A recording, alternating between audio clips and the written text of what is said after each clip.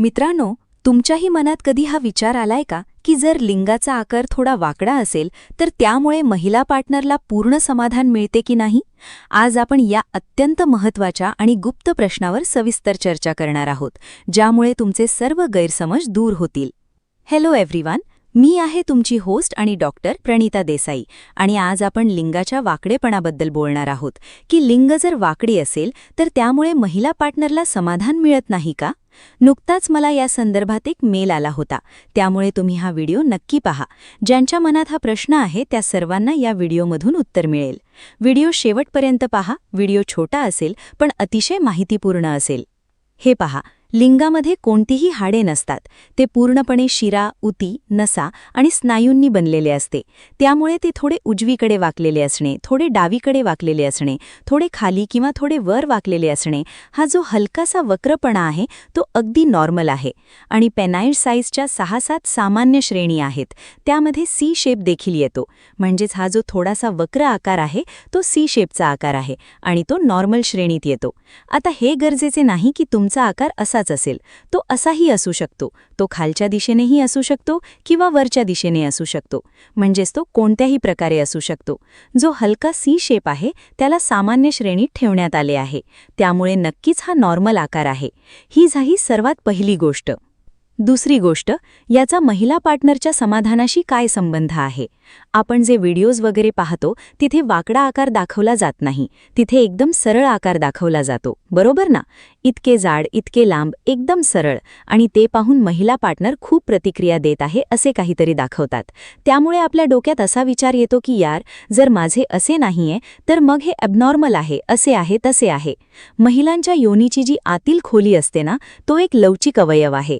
त्यामुळे जर तुमचा आकार वाकडा असेल, वरच्या दिशेने, खालच्या दिशेने, इकडे तिकडे कुठेही असला तरी तो जेव्हा प्रवेश करता तेव्हा तो योनीमध्ये व्यवस्थित ॲडजस्ट होतो. सर्वात पहिली गोष्ट, जी स्पॉट वरच्या दिशेने असतो. त्यामुळे जर तुमचा आकार वरच्या दिशेने वक्र असेल तर हा महिला पार्टनरसाठी एक बोनसच ठरतो. कारण बऱ्याच व्हिडिओंमध्ये आम्ही सांगतो की तुम्ही वरच्या दिशेने स्ट्रोक करा. हे क्लिटॉरिसला जास्त उत्तेजित करते. तर हा तुमच्यासाठी बोनस झाला ना. तुम्ही कोणत्याही दिशेने करा, कोणत्याही पोझिशनमध्ये करा, कसेही करा, तो जी स्पॉटला हिट करणारच. आणि ही जी जोडणी असते ती तुमच्या परफॉर्मन्सशी जोडलेली असते. तुमचा जो परफॉर्मन्स आहे तोच एका महिलेला तृप्त करतो. तुम्ही स्वतःला कशा प्रकारे होल्ड करताय, तुमच्यामध्ये स्टॅमिना कसा आहे, तुमच्यात ताकद किती आहे, तुम्ही पोझिशन्स कशा बदलताय, तुम्ही फोरप्ले कसा करताय, तुम्ही तिच्या आवडीच्या गोष्टी कशा करताय, हे एका महिला पार्टनरच्या समाधानासाठी जास्त महत्त्वाचे असते. ना की तुमचा आकार सी शेपचा आहे, असा आहे किंवा तसा आहे. एका महिला पार्टनरला तुमचे स्टॅमिना, तुमची ताकद, तुमचा परफॉर्मन्स आणि तुम्ही किती वेळ टिकताय या सर्व गोष्टींमधून समाधान मिळते. जे नियमितपणे शारीरिक संबंध ठेवतात, म्हणजेच आठवड्यातून किमान 2 ते 3 वेळा जे संबंध ठेवतात, त्यांच्यासाठी 10 ते 15 मिनिटे खूप जास्त आणि पुरेशी असतात.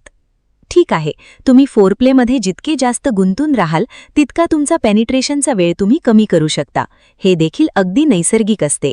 आता थोडी ॲबनॉर्मॅलिटीबद्दलही बोलूया.